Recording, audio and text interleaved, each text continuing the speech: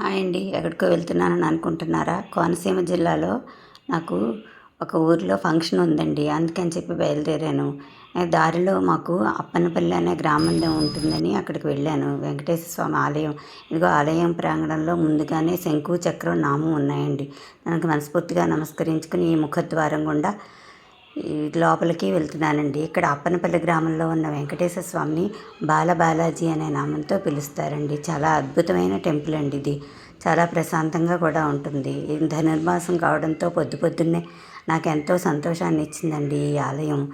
ఇక్కడ చరిత్ర అంతా కూడా ఆలయాల్లో స్వామివారి గురించి అంతా శిల్పాల రూపంలో ఎంతో అద్భుతంగా చెక్కబడి ఉందండి.